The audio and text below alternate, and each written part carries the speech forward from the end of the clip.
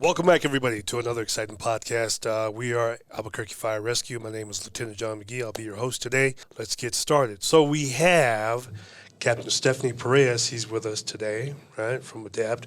Then we have Driver Ryan Klein, or Lieutenant, I'm sorry. That's Lieutenant all right. Ryan Klein. Having fast. Okay. With us today from ADAPT. And welcome to you both. Thank you. Thank you for having us, Lieutenant McGee. Yeah, glad you're here. So let's start off. ADAPT. I know that's an acronym. But I do not know what it stands for. So ADAPT stands for Abandoned and Dilapidated Abatement Property Team, which Abandoned and Dilapidated Abatement Property Team. Wow. Which I would like you guys just to recognize that it is an acronym, and because we're a government agency, we need a cute acronym, We right? love acronyms. So it's Government loves not acronyms. necessarily what we do. Right. In fact, I get a lot of pushback because of that name. A lot of property owners calling me saying, "We're not abandoned or dilapidated. Surely you have the wrong person." And I have to explain to them that it is, in fact, just an acronym, and it's just our name. Gotcha. When did ADAPT start here in AFR? How So old it is started in 2019 Okay. is the inception, and basically the goal of ADAPT was to address nuisance properties in a different way. Because traditionally, if you go to any city, they'll have like every city has a nuisance abatement ordinance, and they're usually unenforced? enforced by code enforcement or like the police department. That's what you'll typically see. As far as I know, we are the only fire department anywhere that enforces a nuisance abatement ordinance. So it's the whole very, country? very unique. Yes, very unique and very innovative what we're doing. Okay. Why? Because if we're the only one doing it, why? Are we the first ones to find the need? Like, why do we need it? Why are we doing it? Well, we have careers in the fire department that are kind of customer based. We grow up working with people and having a really good kind of reputation and Sure. rapport with generally the city. Right. Versus like we all know, unfortunately the perception people have sometimes with PD or even City of Albuquerque code enforcement. So it's just kind of taking a different stance and taking a different look at how we could get compliance, and it's very successful. There are not a lot of cities doing it, but everybody that we talk to throughout training and throughout the country, they love it, and they're trying to, implement ways to do it. So it's really good, and we have good results. We get good compliance. We're very personable. We're people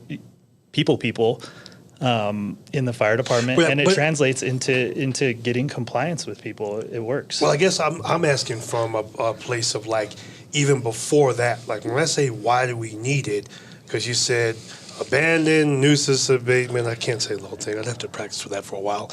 But like, is the problem that bad? Do we have that many abandoned properties that are nuisances in the city that it requires a whole separate division? Like, is it really necessary? Yes. Okay, so Absolutely. that's what I want to hear about. Absolutely, Why? yeah. Why? The nuisance abatement ordinance, they exist everywhere, and it always comes down to who can get results, right? Who can Well, what's a nuisance property, I guess is what I'm asking. What does that mean? a drain on city resources. What does Something that that's mean? costing the city time and funds, whether that be police department having multiple calls there, whether that be multiple fire and EMS calls, Yeah. code enforcement. It could even be calls for solid waste, like anything that is Can you give me draining the some city's examples? time and resources. Like, what would be some examples of a property that would be draining city resources? Well, what we focus on mostly is crime properties. Properties with high crime rates, and what that translates into, if there's a high crime rate there, there's also connections between high calls for service from fire, whether that's EMS or on the fire side of the fire department, and also PD and code enforcement. So it with crime follows need for other divisions, and Gotcha. so That's what you mean by the drain, because resources have to respond to that. Yeah, I mean, So are we talking know about- about the costs of how much it costs for a fire truck to respond to an EMS call? Sure. Now, responding to your house to an EMS call, that's not a drain on city resources. But if you are an apartment complex where we have throughout the city where fire is responding 4, 5, 6 times a day to this same property, to this same address, we want to look at why that's happening and how can we reduce that? How can we reduce that for PD? How can we reduce that for fire? How can we reduce that for code enforcement? How can we reduce that for solid waste? Anybody in the city who's having to revisit these same places, why is it happening, and how do we reduce that? That's kind of what I was getting at, Steph, is about like, are we talking about private homes, businesses? Like, what are these properties? So ADAPT actually works with every single property type. So we're a data-driven division. So we look at objective criteria for everything. So we have data, and once something meets a certain level of crime, so we have thresholds for all types of crime that are defined as a nuisance in the nuisance abatement ordinance.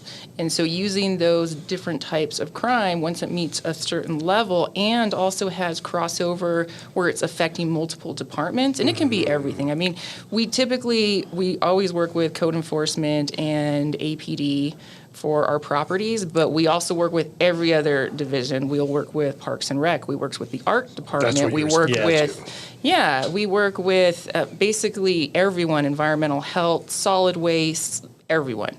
It's kind of like whatever department is being affected by that property, we bring them into the mix to help resolve the issues there. Okay, so let me just for the viewers, right, and even for myself to make it a lot simpler. So we're talking about, let's say there's an abandoned or an apartment complex somewhere, and we know that, we may not be in there, but we could tell, like, there's some stuff going on in that apartment complex, right? It doesn't look good. There's all kind of shady characters around there, right? We constantly see cops and fire trucks out there. Then you guys, you get the data, right, from the amount of calls, crimes may be committed, and then is there a threshold where now they're in your radar, like, okay, we're going to go knock on the door? Yes. What is that threshold like? Yeah, so there's thresholds for each different types of property, because we do the vacant lots, we do residential, we do commercial, we do multifamily, we do it all. So there's the criteria is different. Correct. And there's different criteria for all of that. And so once they meet that criteria and they're on our radar, then what we do is, because there's a lot of properties in the city of Albuquerque that could use our help, but even with our division, we want to make sure that we are putting our resources where we're going to make the biggest difference. So what we'll generally do is we have monthly meetings with all the APD area commanders to kind of get a pulse on what they're seeing in their areas. So whenever we have properties, we'll usually bring it up to them and be like, hey, these are all coming up on our radar. Tell me about these issues. Which ones are affecting the guys in the field the most? Let us know about this. And so we also get referrals from other different city agencies and a lot from the public too. We meet with a lot of different community groups, because basically we want to be addressing the properties that are going to make the biggest difference to the people that are there in that area, living in that area, working in that area, because we want to make it safer for those people. Okay, so can we role play a little bit? Let's say that apartment complex, I'm the owner, right? And it's shady, doesn't look good. There's all kind of nefarious activity. I said nefarious activity going on. So now I'm on your radar, right? You come knock on my door, and how does that start off? What do you say? I'm the owner of this place. So you'd get a nicely worded letter from City Legal, who is embedded within our division.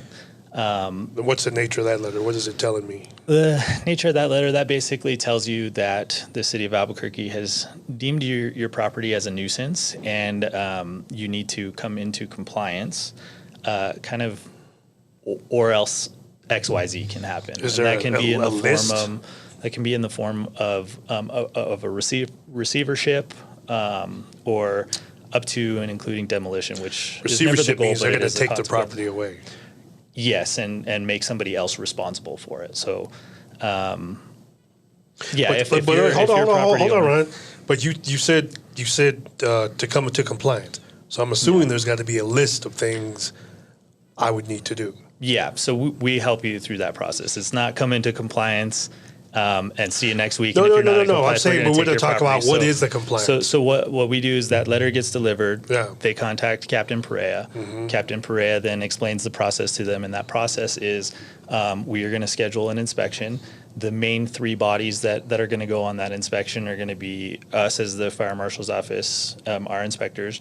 It's going to be City of Albuquerque code enforcement inspectors, and then APD's crime prevention specialists come out. And those are the main three, but we can invite others if it's going to have an impact. We've had animal control out before. We've had Parks and Rec, we've had solid waste. It just depends on the situation that's happening at your particular property. But we scheduled this inspection. That inspection gets scheduled, and everybody does their respective inspection. They send those reports to us.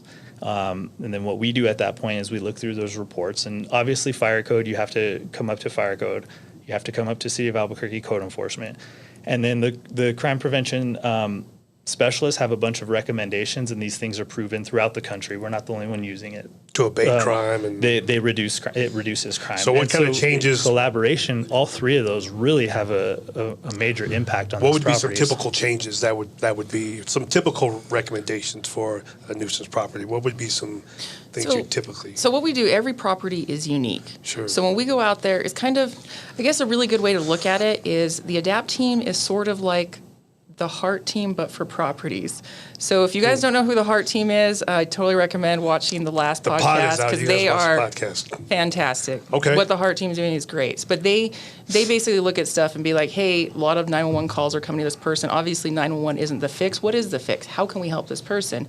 We look at it in the same way, but for properties. So a lot of city resources are going to this property, and what we're doing now is not fixing it. So what is the fix? So that's why we bring in all these different divisions, and we kind of take a holistic approach to it. And we look at what are the crimes that are happening, what can specifically mitigate those crimes to make it a safer area.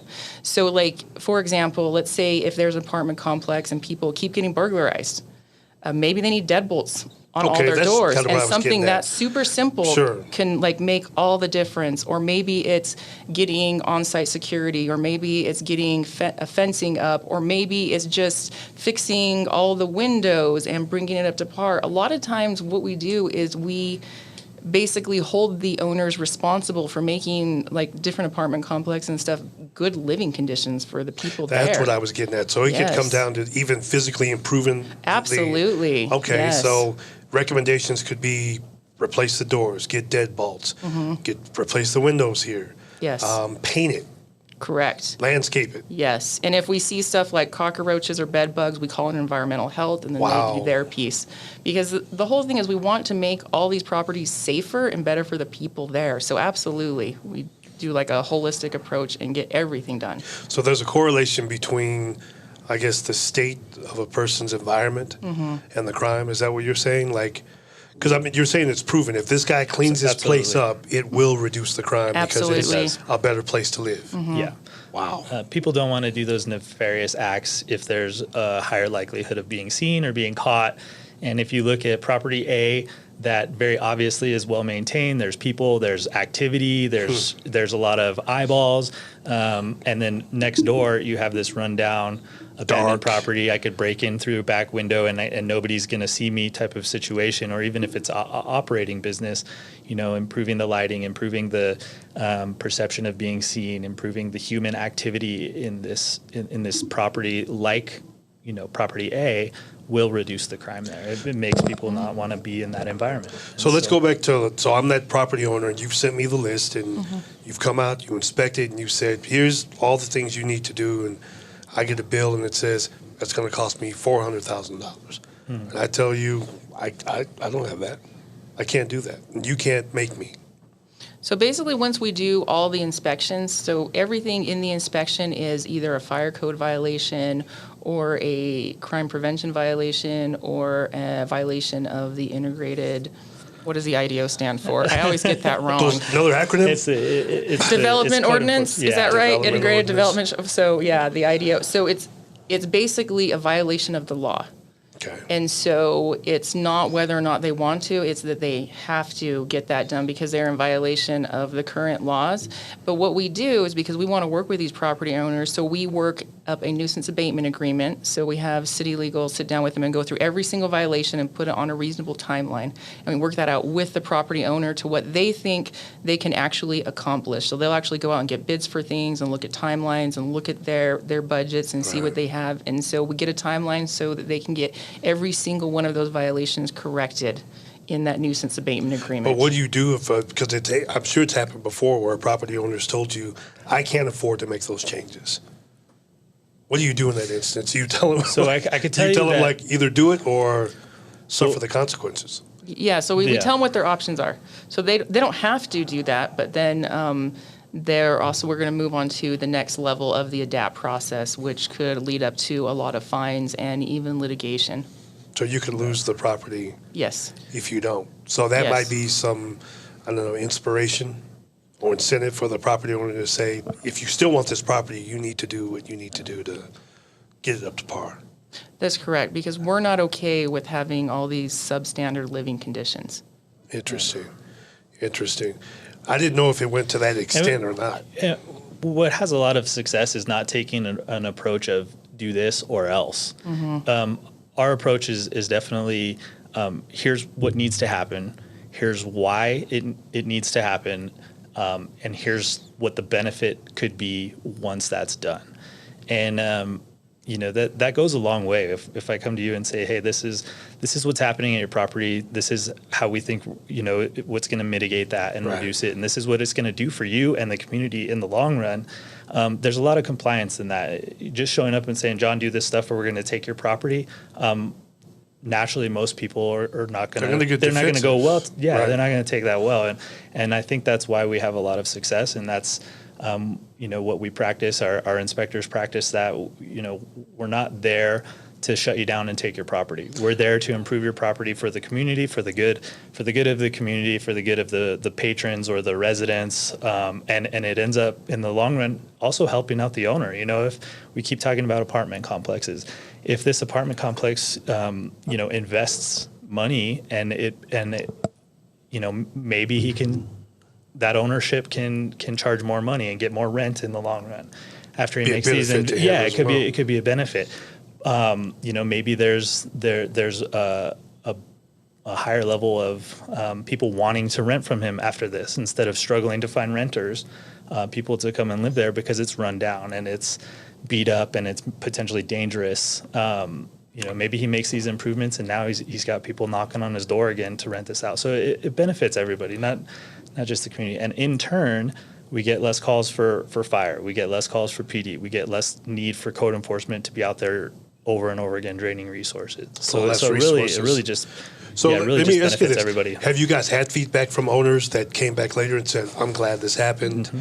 It's really improved everything. Yes. I appreciate it. We've had a lot of owners that once we send out that first letter, they'll reach out and they had no idea that was going on their property. Really? Oh, we've had them especially if they were out of town owners, they have no idea. We've had them fly in immediately, want to meet with us, want to get everything done, and we've seen a huge improvement. In fact, right now, on average, the properties that complete the program have, on average, a 72% reduction in the criminal activity there, which is just huge for the entire community and everybody in those areas. And we've had a lot of, at different community meetings, we've had people, I've had people come up to me and they're like, thank you so much for implementing this. It's making it so much better. Or we talk to managers at different stores that we've had in the program and they're like, I feel so much safer. We have way less shoplifting now, that sort of thing. And so that's the kind of thing that really makes a difference to us because that's what our goal is, to make it better for the people that are there. Gotcha. Now, have you ever had pushback? Let's say you go and whether it's a commercial building or whatever it is, or even outside, right? And you have homeless people maybe staying there. Mm-hmm. Code enforcement comes in, ADAPT comes in, and they make the recommendation, you can't squat here. You have to go. Have you ever had community pushback where people that say, look, everybody needs shelter. That was shelter for them. You pushed them out. That's not right. Sure, we've had people say those kind of things, and I totally get that everybody needs shelter, and I'm 100% on board with that.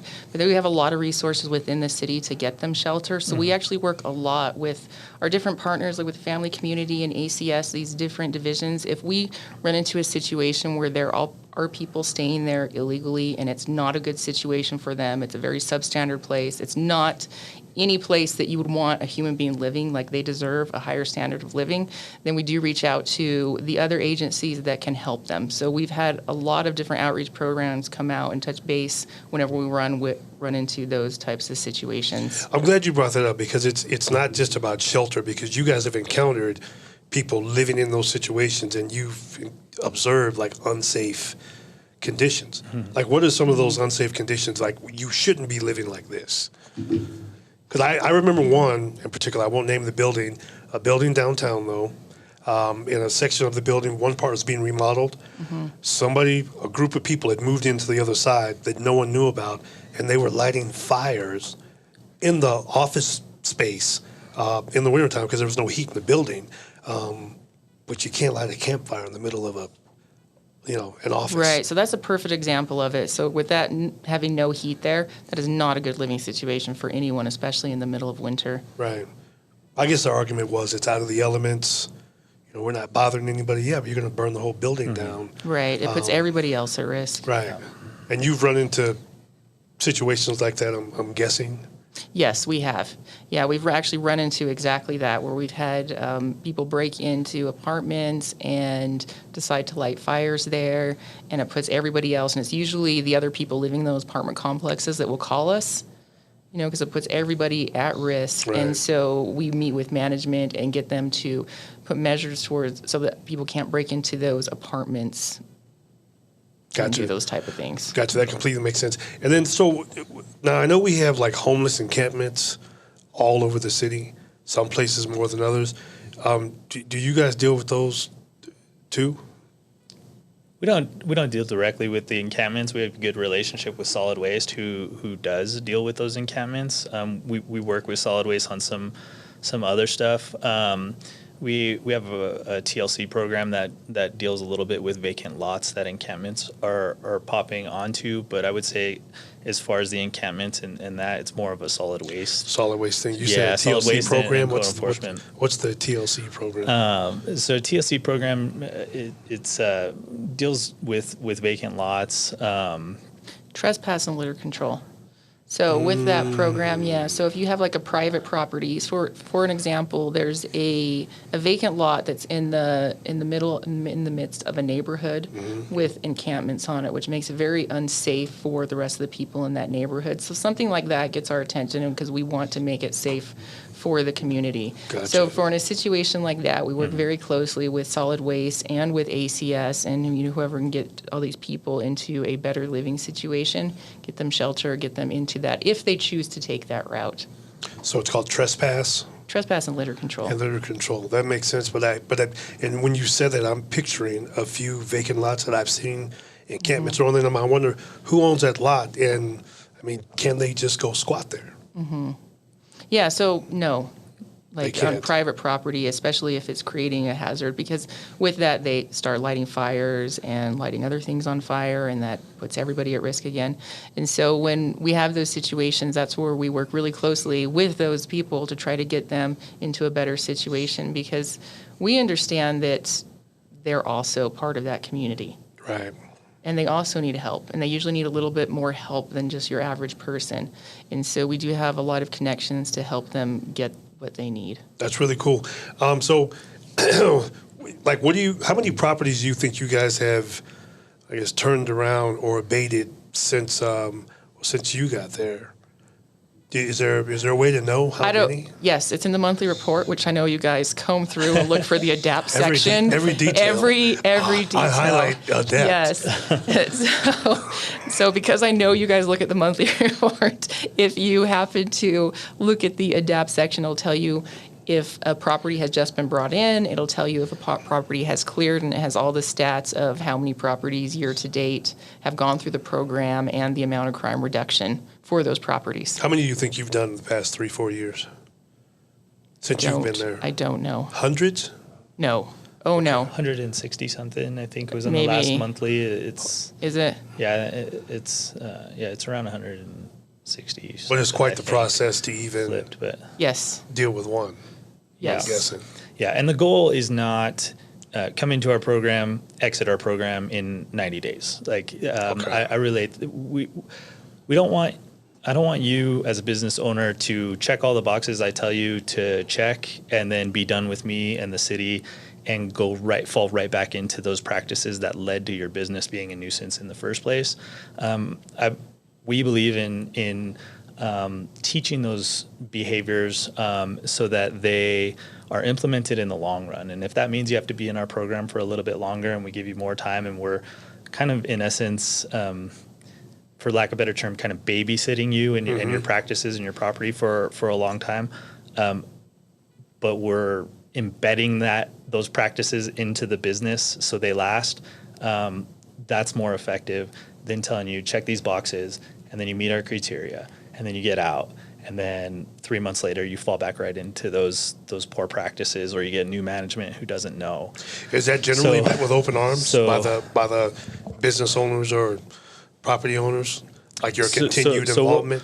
We kind of see two things happening. One is, like we talked about earlier, like Captain Perea had mentioned, is some of these businesses have out-of-state ownership, and it's kind of like a piggy bank for them. They're getting a check every month, but they don't really know what's actually happening on the property. And as soon as we make them aware of what's going on and the problems that exist, they're very proactive at getting it fixed. They don't want their property to be in that state, and they invest the money, they invest the time, they do what they need to do, and they implement new practices to help reduce the calls for service at this property, and it's very effective. And on the other side of things, sometimes we find ownership that kind of is aware and maybe potentially is involved, or they don't have the know-how or the experience, they don't know how to fix it, or the desire to fix it. Okay. And so with that type of ownership, what can happen is we help them, we teach them, we tell them why, just like I talked about before,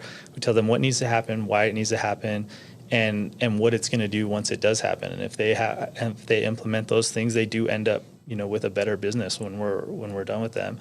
Or if they're if they don't want to, typically what they do is they'll list it for sale, and an investor will come in and buy it, aware of what the problems are, and throw their money at it and turn this into a better business. So some folks don't like the pressure from the city. They don't want to deal with us. They don't like us giving them these requirements, and they sell it. Sometimes that's good, because they sell it to somebody who's willing to do those things and knows how to run a good business and knows how to take care of their property. So appreciate that. Two last questions before we wrap. One question is, I've been asked before, why are we using uniformed personnel to perform this function? And is there an advantage to having uniformed personnel, fire personnel, as opposed to civilian?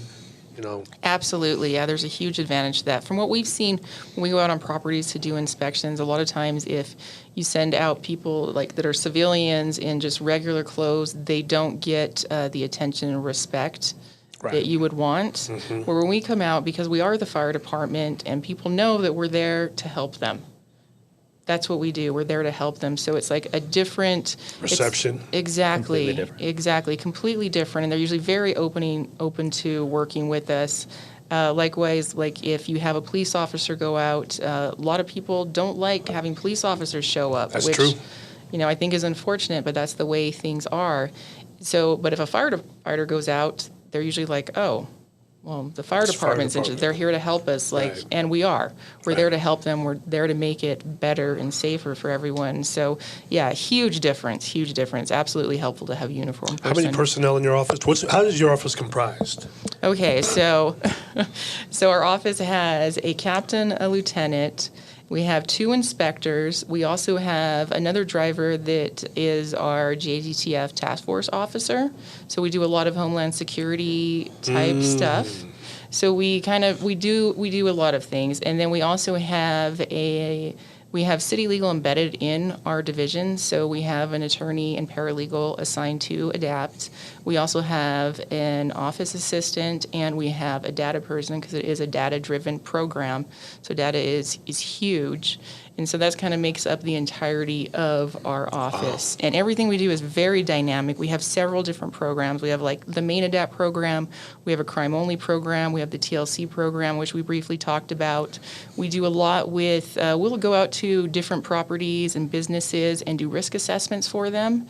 And basically, like, they can reach out to us and be like, hey, I want to make this safer. They don't have to wait until we're like, hey, you need to make this safer. Gotcha. They can initiate it. Yeah, so we have a lot of that. We work a lot with the schools and trying to get them, safer practices. We actually have there's a large school safety summit coming up like at the end of this year that Driver Shum has had a huge part in helping with, that is going to highlight doing lifesaver training and that sort of stuff for schools. And so we're really involved in just overall safety for everything, the entire community. We kind of look at it from like a bird's eye view, like what else can we do to help with these issues? But you have a different perspective because you are uniformed personnel. So Correct. I think that makes sense. Okay, and then last question, and I don't know how you can answer it, but like what's next? How do you see ADAPT growing or evolving? So there's a lot of opportunity for more work for the ADAPT program. We would love to expand. We would love to get more personnel and do even more. One of the big things that we do that's kind of unique for fire personnel is essentially we're reducing crime. So here we are, crime fighters. Never thought I'd be doing that when I went through the fire academy many years ago. So that was never, didn't see that one coming. That's interesting. So we apply a lot of concepts from CPTED, which is crime prevention through environmental design, which is something that Lieutenant Klein kind of briefly touched on. It's kind of like essentially if you're driving at night, right, and you decide you need to get gas, you're almost empty. Mm-hmm. Middle of the night, let's say it's 1 o'clock in the morning, and you see one gas station and it has one dimly lit flickering light. The windows are all covered. You're not sure if someone's in there or not. There's trash through the parking lot and there's graffiti on it. And across the street, there's one that's brightly lit. It's well maintained. It looks very manicured. The windows are not covered. You can see that there are employees inside and that there's nobody waiting there to attack you or rob you or anything. Right. So you have those two options. Which one are you going to stop at? The one that gives me the best chance for safety. Correct. Yeah, you'll stop at that one. Yeah. Where, let's say, if you're a criminal and you wanted to do some shady business, which one would you stop at? The one where I can be concealed. Exactly. Right. So it's kind of like we use a lot of those concepts to change the built environment to give that feeling of safety and actually attract the people you want to be there and discourage the people you don't want to be there. That's a great analogy. So it's very interesting. Like I said, it's very different from anything I ever thought I'd be doing. So you both enjoy the work? Absolutely. Yeah. Yes. Yeah. And I'm guessing it's rewarding, like after you see somebody turn their property around, you can see that area cleaned up. There has to be some satisfaction in that. One of the most satisfying when a employee comes to us at the end and they say, I feel so much safer here, just even working here, which has happened multiple times. That's extremely rewarding. But any of the apartments or hotels, motels, we know that we're making that a safer and better place for these people to live. And sometimes these folks don't even realize that they deserve these better living conditions. Wow. And so that's rewarding in itself. And then the other thing too is we know, with the data, we know that we're reducing calls for APD, we're reducing crime, which makes the city safer, and that all translates into a reduction in calls for us, and it translates into a reduction for repeat calls for everybody else. So it's definitely very, very rewarding. Yeah. So one of the things that from a medic perspective. Mm-hmm. So you run these calls and you'll go to the same apartment complex and just picture whatever crummy apartment complex and you go there and you're just appalled at the living conditions for these people that don't realize they deserve a better standard of living. Well, what we can do with the ADAPT program is we can go in there and hold those property owners accountable